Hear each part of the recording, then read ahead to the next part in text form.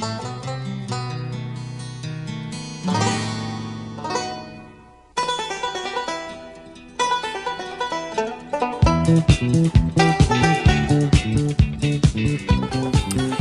and welcome to another episode of the Cover Zero podcast, a show where I cover the least in the best way possible.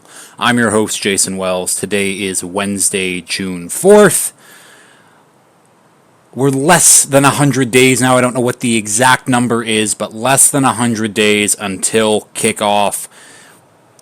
We're into the double digits. This is big news. This episode, though, we have made it to the Hall of Very Good part of the off-season. Now, if you're not sure what the Hall of Very Good, that's on you. I've been talking about it for months now, but essentially, this is for the players who they had great careers, won't make it to the Hall of Fame, and we should acknowledge them in some way or another. So I'm taking it upon myself to do that. So this is the Hall of Very Good. We are starting with safeties and corners. Should be good. As always, starting off with NFL Weekly Update. I'm hoping this is a shorter one, because I still got to feed Lucy, then I got to go to softball. That's why I'm in my fucking baseball jersey right now. Softball, whatever. But yeah, Hall of Very Good. NFL Weekly Update. Let's just get right into it here. So, NFL Weekly Update, we had a big retiring, kind of shocking, but Frank Ragnow, the Lions' longtime center, is retiring from the league. Only 29 years old, just turned 29 years old last month. And yeah, done after 7 seasons. This is I think the Lions saw coming based off the way that they drafted, but we'll talk about Frank just a little bit first. I think one of the most, unsung offensive linemen, at least of, recently.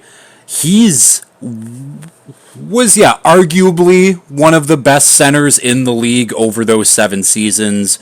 Was a huge reason for why that Lions offense and run game looked so good. I mean, just in his 7 seasons, he made 4 Pro Bowls, was a second team All-Pro 3 different times.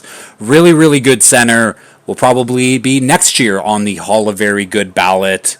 Yeah, obviously, there was some injuries that were lingering. There was always kind of, some question marks, how hurt is he? Is he playing through injury? And apparently it was bad enough for him to just be no, I'm done. And honestly, fair enough. Your body stays with you no matter what you're doing. And yeah, you don't want to get into your mid-40s, 50s, and all of a sudden I can't move. It's just so good for him for stepping away. Must have been a very tough decision. What it means for the Lions, though. So luckily, again, I think the Lions had a little bit of foresight into this because they've drafted essentially to replace. They drafted Christian Mahogany last year, and then they drafted Tate Ratledge and Miles Frazier in this past draft. So one of those guys will be taking over center. One of them will be taking over the guard spot that Kevin Zeitler left. I saw some people, I know that our lads, that's the depth chart that I usually use. I feel like it's the most in-depth depth chart on the internet anyways, other than when your teams actually put them out. But right now it's all speculation. And they had Tate Ratledge listed in at center. And I was like, okay, yeah, sure, that makes sense. And then I didn't realize that Tate Ratledge is 6'6". I don't know the last time there was a 6'6" center, but you need to be low to the ground. You need to be, so I don't know if that's going to work. So maybe Mahogany slides in, maybe longtime vet Graham Glasgow, he slides in the center, and you let Ratledge and Mahogany play your guard spots. I don't know. Either way, the Lions have options. People were like, oh, the Lions are done. Oh, their window was open and shut. So it's the Lions again. I have all the faith in the world that Brad Holmes is going to figure out. He is a very good GM. Again, between Mahogany, Ratledge, Frazier, I'm pretty confident 2 of those guys will hit, but I am very confident one of those will be a plus starter in the league. So I think the Lions will be fine. We'll move on, though. We have a trade. The 49ers trade for Bryce Huff from the Eagles for a mid-round pick. Still hasn't been disclosed about what actual pick it is. Just mid-round pick, sure. to me, I don't know, like a 3-4-5. I'm expecting closer to the 5-4 range, like a day 3 pick. If they gave up a third round pick, that would honestly be kind of crazy. But yeah, Bryce Huff signed a big deal last year with the Eagles, and I just don't think that Vic Fangio really had a place for him. Like, he is a designated pass rusher. He is a speed rusher. He is not going to play the run game, and now he is back with his former head coach, Robert Saleh, now the Niners defensive coordinator again, where, yeah, Bryce Huff had some of his best seasons of his career under Saleh. He's going to do it again. And now he joins that rotation. Now, obviously, you have Nick Bosa. They drafted Mykel Williams in the first round. And now they have Bryce Huff. And all of a sudden, like, that edge group is, okay, that's looking like pretty enticing. And I think Brett Coleman pointed out, or someone pointed out, but Mykel is like a very good run defender and big enough where you can kick him to the inside on like clear running downs or even clear passing downs and just get Bryce Huff off the edge. So again, I like this move for the Niners. The Eagles, they worked his salary around where they're saving some money this year, and the Niners are taking on the rest of it. So works out well for both sides. I think this is, again, it's a good move for the Niners. The Eagles just didn't need him, didn't use him, so fair enough. But Bryce Huff traded to the Niners. Another retirement here, Ronald Darby, the former first-round pick by Buffalo. He had a long... It wasn't that long of a career, but let me go. He was drafted in the second round in 2015, and then, yeah.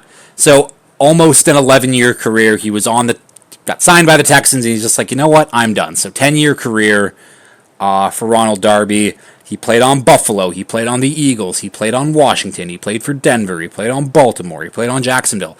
The man went all over, and I think it does suck. Like, there was a couple years where I'm like, oh, Ronald Darby's a damn good corner, but unfortunately, like, a couple like injury-riddled seasons, never really got back into like his peak form or like... But just a really quality corner for a long, long time. Will he make the Hall of Very Good? No. But hey, if there's a Hall of, like, you did your role, Ronald Darby would be a part of it. Again, yeah, good, long career. Happy for Darby. I think that would have been the draft where it was like Jason Verrett and Ronald Darby. Ronald Darby's from FSU, right? I'm just kind of talking to myself at this point. He is. Ronald Darby, good player, didn't reach like his full ceiling, but again, when you're a quality starter for like nearly a decade in the league, that's something to hang your hat on. So shout out to Ronald Darby, very good career. Also Super Bowl champ with the Eagles, got to talk about that. Demaryius Thomas is getting inducted into the Broncos Ring of Fame. I don't know why they call it the Ring of Fame. Instead of like, oh, the Broncos Hall of Fame or the Broncos Ring of Honor. The Ring of Fame just sounds weird. Nothing to knock on Demaryius Thomas, but definitely deserved. Already a part of the Hall of Very Good. Again, very, very good career. Super Bowl champion, 2-time second-team All-Pro, 5-time Pro Bowler. Yeah, and then unfortunately passed away a few years ago in 2021. Very, very sad. Very good player. Happy that he's being honored, being remembered by the Broncos, because when he was at like his peak, he was a damn good receiver in this league.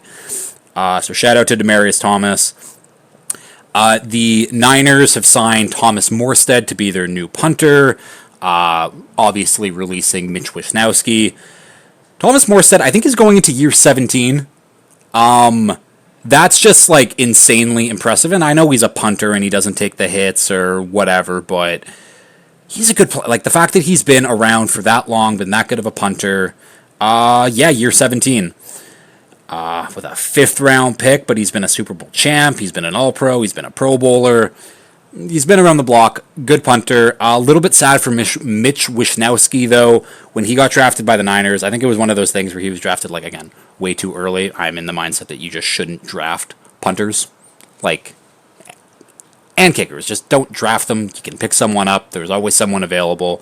But Thomas Morstead's a good one. I thought Mitch Wishnowsky was going to be a little bit better. I think he was like an Aussie Rules football player or something like that, made the switch over.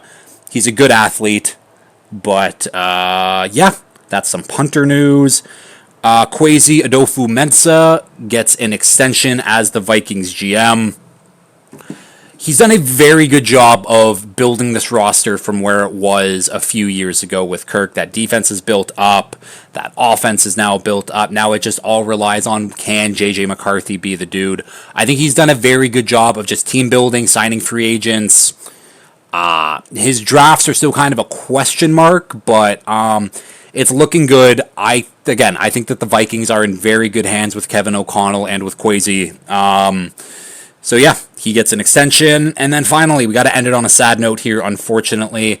John Brinkus, you've probably heard that name before, of Sports Science, passes away at 53 years old after a long battle with depression. Obviously, like, I just hate to hear that, like, that he... And again, it wasn't confirmed, but when I hear, he lost his battle with depression, to me that means he took his own life, which again, very, very sad. Yeah, John Brinkus was a part of a lot of our childhood. Sports Science was such a big thing, and if you didn't watch it on TV, just the YouTube things. I remember Kevin Love boxing out a sumo wrestler. I remember Brandon Jacobs just truck sticking him. I think it was Jonathan Ogden who just like picked him up and just threw him back and ended up missing the foam pad. Like, John Brinkus took a beating doing that job, and all for the name of science. Ray Lewis running through like a bolted door, like showing that he's stronger than a battering ram. The show was really cool. I wish that ESPN would do more things like this. I will always, John Brinkus is a legend, and it's very sad that I have to be talking about that, but someone that I will always remember, and clips that I go back to watch again, even now, and obviously, like, they were resurfacing on Twitter and stuff, and going back and seeing all these old clips and how fun the show was, while also being, like, informative and educational. Like, that's my type of TV. So yeah, very, very sad to end on that note. John Brinkus, legend, we'll always remember. But let's get into the Hall of Very Good now, starting with the safeties and corners. One note off the top. Kind of like I did last year, I'm an idiot. Where last year I was like, how did I not put this person on the ballot? They clearly deserve to be in. I made a positional mistake. So I listed Antoine Winfield Sr. As a safety, because his son plays safety, and I just thought, oh yeah, of course he plays safety, but he played corner. And so now he's listed as a corner, and you know what, I won't spoil anything, but let's just start off with the safeties. Yeah, we'll start off with the safeties here. And because Antoine Winfield, and this might be giving away something, but because Antoine Winfield is now listed as a corner, only one safety is getting inducted into the Hall. I'll rectify it next year, don't worry. If I remember, I probably won't, but start off with the safeties here. So starting off with Lawyer Malloy, now a two-time nominee. Was drafted in the 96 draft in the second round by the Patriots. Super Bowl champion, first team All-Pro, one-time second team All-Pro, four-time Pro Bowler.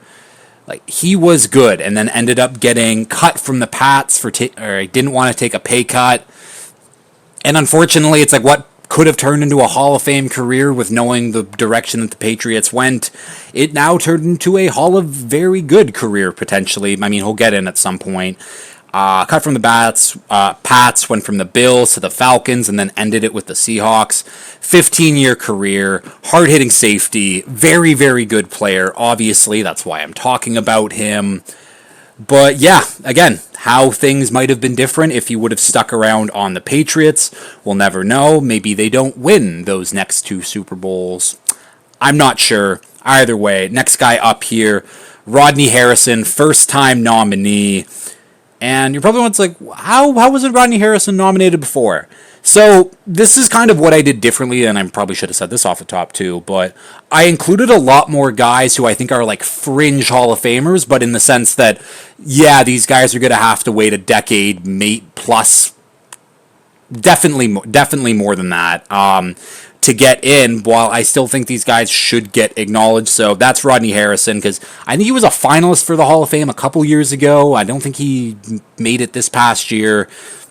But drafted in 1994, was a fifth round pick by the Chargers. I love those stories of guys being later round picks and then developing into incredible players.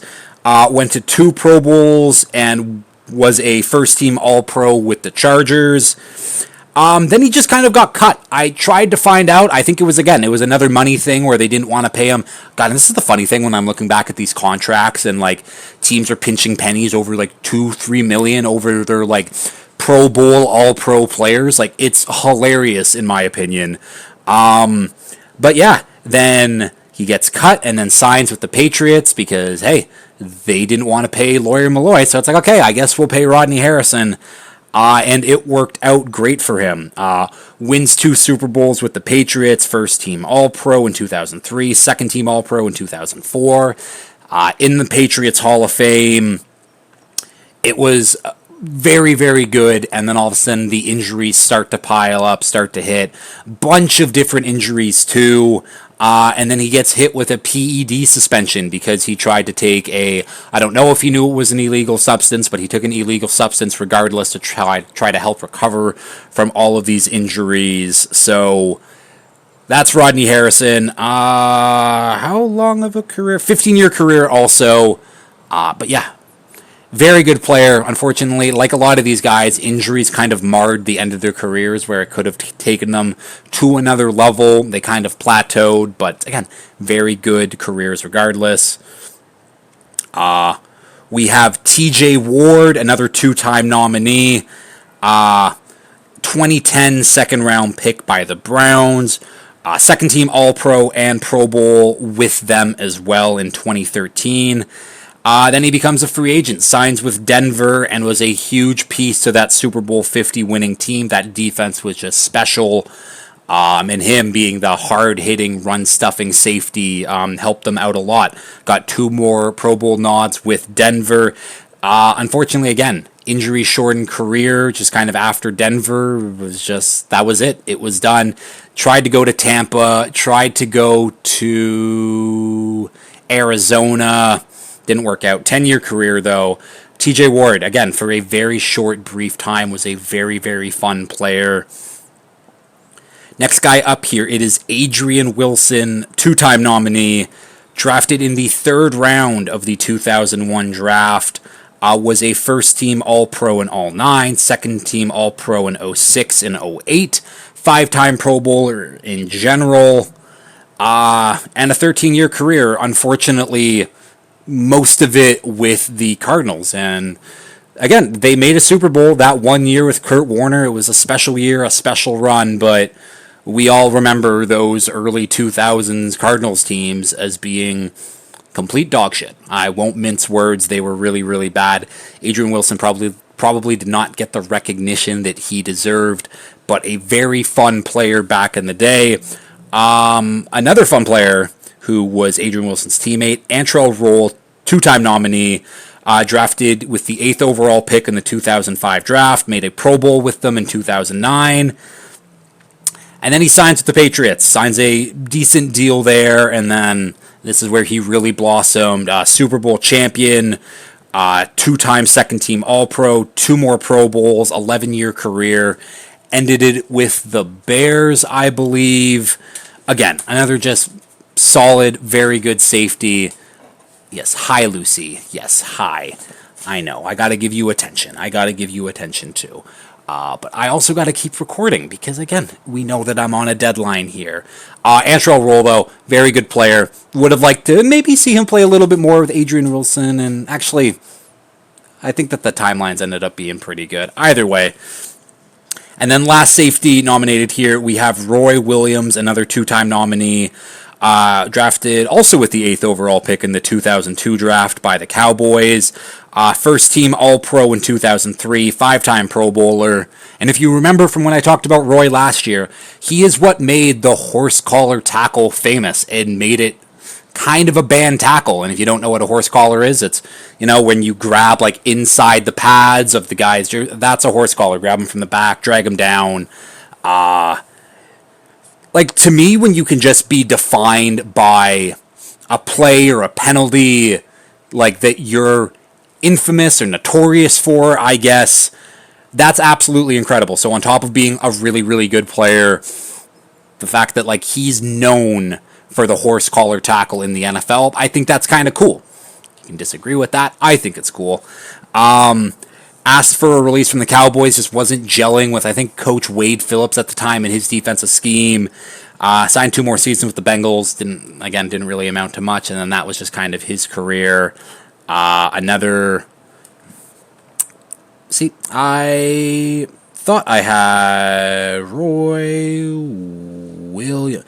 Also, that's another thing. Too many Roy Williams. Between the old college basketball coach who he was the UNC coach, right?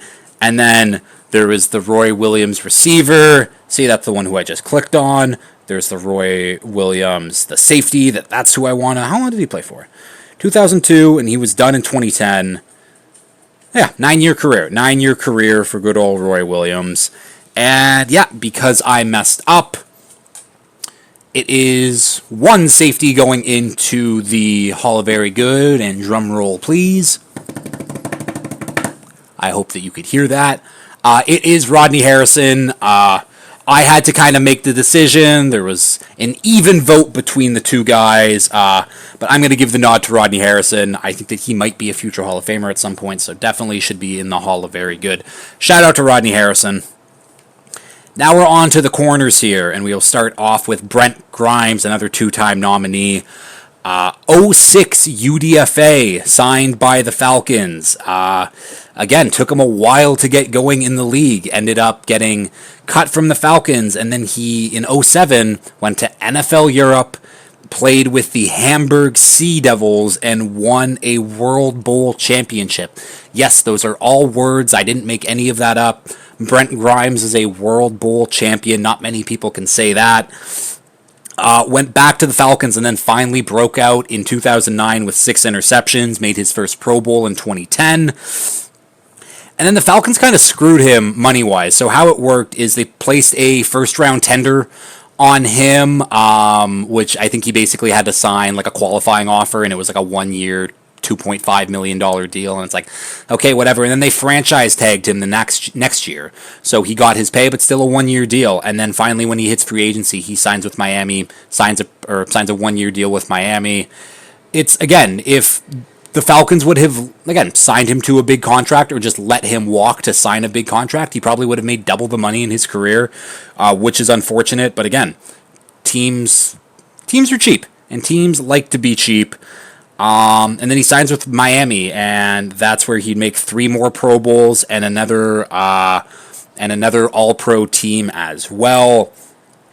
His time on Miami was a lot of fun, and again, what I really, really, really remember him for is that game against the Lions where he's covering Megatron, and Brent Grimes is like 5'9", 5'10"-ish, like fringe 5'10" in cleats, I guess we'll say, and he's going against Megatron, who we all know how much of a freak Megatron is, and he basically pulled off an OBJ interception, reaching back behind him, like Megatron, like all over him. It was one of the best interceptions I've seen, especially because of who he was guarding and who that ball was supposed to go to. Brent Grimes, very, very fun player. Next guy up here is D'Angelo Hall, first-time nominee. 2004 8th overall pick by the Falcons. Lots of 8th overall picks. I don't know if that's just like a strictly like DB like thing in general, but lots of 8th overall picks for some reason. 3-time Pro Bowler, 14-year career. Started with the Falcons, was, again, decent, like, but I think what I really remember D'Angelo Hall, again, it's the consistency over 14 years. Again, 14-year career, eventually played safety to end it, but went to the Falcons, and then I was like, okay, like, he was pretty good at the Falcons. Then he got traded to the Raiders. Traded to the Raiders. They signed him to a 7-year, $70 million contract, and they cut him 8 games into that contract. I don't know if he just wasn't meshing, wasn't trying hard, whatever, but Al Davis was like, fuck this, I'm done. And usually, I mean, now, if you get a $70 million contract, usually half of that's guaranteed. I don't think most of that was guaranteed, so I'm sure Al Davis was like, yeah, I'll sign your $6 million check, get the fuck out of here. Then he signs with Washington, where that's kind of where he really broke out and emerged as a player. Blah blah blah. What was I trying to? Where did I go here? There we are. Yeah. But yeah, he had his real claim to fame, anyways, is he has tied the NFL record for most interceptions in a game with 4, and he has the NFL record for most interceptions in a half with 4. That came against Jay Cutler and the Bears. Again, 4 interceptions in a game is absolutely crazy. 4 interceptions in a half of football is absolutely nuts. D'Angelo Hall, really, really fun player. I remember it was the Texans Hard Knocks where it was Washington going against Houston in practice, and Hall and D-Hop were like talking shit, and then Hopkins kind of literally broke his ankles on a play, and D'Angelo Hall, very, very good player. Next guy up here, it is Chris McAllister, another 2-time nominee, drafted with the 10th overall pick in 1999 by the Baltimore Ravens. Super Bowl champ, first-team All-Pro once, second-team All-Pro once, 3-time Pro Bowler. And then, injuries. Injuries catch up with everyone. Lots of injuries to end his career, unfortunately. It looked like he was kind of getting his form back, and then again, injuries crept right back in. He signed with the Saints to try to end his career, and unfortunately he was cut by them in December, and that ended up being the year that the Saints ended up winning the Super Bowl, so he could have been a 2-time Super Bowl champ. To me, if you play the majority of the season and then get cut, you should still get a Super Bowl ring. You should still be credited, because he got cut mid-December. To me, if you're on the roster for 10 plus games, you should still get that Super Bowl ring. Kind of ridiculous that he doesn't get credit, but again, another guy who's just injury-shortened career. 11-year career, but the last four of them were just injury-riddled completely. Joe Hayden next up here, another 2-time nominee. Drafted 7th overall in 2010 by the Cleveland Browns. Second-team All-Pro once, 3-time Pro Bowler. And his time with the Browns, I remember, Joe Hayden, top 5 corner in the league at some point. You can argue with whoever about that, but I remember being Joe Hayden, easy top 5 corner in the league right now. And unfortunately, and I don't think that, people really remember it this way, but he had a concussion in 2015, and when he came back from that, he kind of just wasn't the same player. It seemed like he lost a step, and he was still, again, a good, solid corner, still played for another, I keep forgetting whatever. I think he played till 2021, so still played for, 6 more seasons after that, but really, his peak was those Browns years, and I think 2013 was, his real peak. But yeah, ended up with the Steelers. And again, was a good, solid corner. He kind of never got back to his Cleveland form. But if I can say that, hey, at one point in time you were a top 5 corner in the league, that's a great career in my mind anyways. Next guy up is another first-time nominee. This is Marcus Peters. 2015 first-round pick by the Kansas City Chiefs. Defensive Rookie of the Year, co-led in interceptions that year, and made a second-team All-Pro and Pro Bowl all in his rookie year. It was starting off great, but if you remember going back to, because he was a Washington Husky in college, he ended up getting kicked off the team in his final year just over kind of tantrums and just disagreeing with the coaching staff, and the staff just had enough. They'd be like, okay, we're done with you. And hey, it started off great for him, and then He was a first-team All-Pro in his second season, and boom, even better. And then all of a sudden, started to get into some trouble with the coaches, not listening, just kind of thinking like, I feel like it was like once he figured out that he was that good and he is that guy, his old ways kind of crept back in and, butted head with a lot of coaches on the Chiefs coaching staff. So he gets traded to the Rams, makes a Super Bowl with the Rams. Obviously, that was a very boring Super Bowl. That was the one that they lost to the Patriots. But he had part of a very, very good defense. It was Marcus Peters, Aqib Talib, Ndamukong Suh, Aaron Donald, obviously.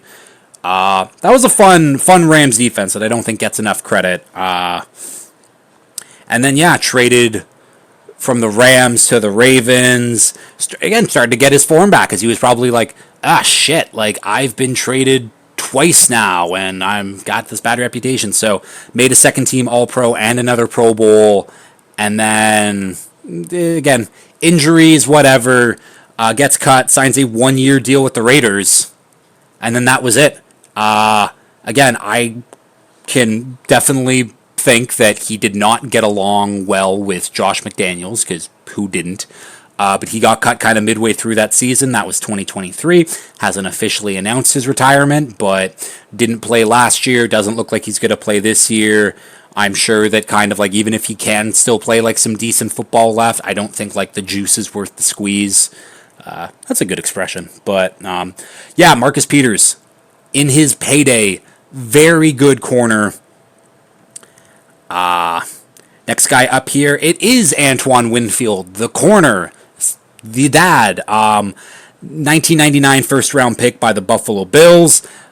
Finished out his rookie deal, and then that was basically that. Signed with the Vikings, and then didn't make his first Pro Bowl until his 10th season, which is absolutely crazy to me. So didn't make his first Pro Bowl until his 10th season in 2008, and then he made 3 straight Pro Bowls from 08 to 2010, was a second-team All-Pro in 08. One of the most physical corners, and that's the thing, when I found out, I was like, oh shit, he's a corner. I went and I looked up like some tape. He hit hard. Like, he was a very good run defender. He was a sure tackler. He took people's heads off. He did not care. I mean, you see the way his son plays at safety, and like the fact that his dad was able to kind of play a similar role at corner. I mean, I think that if they wanted to switch him to safety, he would have done the fit transition seamlessly. One of the most physical corners this century, 14-year career. But again, to me, in your 10th season is when you make your first Pro Bowl, kind of hit your peak. That's really cool to me. Like, not like that doesn't happen like very often. I mean, like, if at all, when I can be like, yeah, you're 30 and you're just getting to like your peak at that point. That's cool to me anyways. Next guy up is another dad, Pat Surtain. We all know his son, DPOY, Pat Surtain II. This is his dad. A 1998 second round pick by the Dolphins. Formed one of the best corner duos in the early 2000s with Sam Madison. Sam Madison, already a Hall of Very Good member. I mean, just those early 2000s. Like, I wish I could remember, like, watching, because I wasn't really watching football at that point because I was, like, 7. But just, like, how good and how fun those teams would have been with Surtain and Sam Madison, with Jason Taylor and Zach Thomas, with Ricky Williams running the ball. Like, those were fun teams. I mean, there's a reason why whatever Madden lured me into being a Dolphins fan is because those 4 guys were on that team. I said 5 guys. Those 5 guys were on the team. They were studs. But yeah, Surtain and Madison formed a really, really good corner duo. Was a 3-time Pro Bowler from 02 to 04. 2-time All-Pro. Then he got traded to the Chiefs and then paired up with Ty Law, the Hall of Famer. So yeah, Pat Surtain was just part of like some of the best corner duos of the early 2000s. With Sam Madison and the Dolphins, and then Ty Law and the Chiefs. That's a bit of a weird one. 11-year career. Very good career, obviously. And then last guy up here, Terrence Newman, a 2-time nominee. 5th overall pick in the 2003 draft by the Dallas Cowboys. 2-time Pro Bowler, 15-year career. played into his late 30s. Like I think he retired when he was 38 or 39. And like honestly, like the reason again, Terrence Newman, very good player, a couple Pro Bowls, like whatever. But like who was I talking about with the safeties who just kind of like never really fell off? Whatever. Terrence Newman, actually, I think I was talking about D'Angelo Hall, but like Terrence Newman never really fell off, whether it was with the Cowboys, the Bengals, the Vikings. He was just a solid corner for most of for his entire career. Even when he got into his late 30s, he was still solid. He could still bump and run. He was still good in coverage, which is absolutely just, a testament to his skill and his craft and just, because obviously you got to keep the athleticism when you're at corner, but I don't know. 15-year career and you're just steady Eddie the entire time. I think in terms of the guys who I listed at corner, like Terrence Newman's probably not the best or even like top 3 of the best guys that I named, but 15-year career and was good until the end. That's, again, incredible career. So those are the nominees. And drum roll, please. And the 3 members getting inducted: Joe Hayden, Antoine Winfield, and D'Angelo Hall. Congrats to those guys. Congrats to Rodney Harrison. That is the Hall of Very Good. Those 4 men getting inducted. And that'll do it for this week. Next week, what do I have next? Next week, we're doing linebackers and special teamers. I might throw in the senior candidates there too, because I forgot I didn't add the senior candidates to any of them. So, that'll do it. I have to feed Lucy quickly. I gotta go run around in the sun and whatever. But that'll do it. And as always, if you have liked this, please like, share, retweet, subscribe, tell your friends, all that fun stuff. And until next time, peace.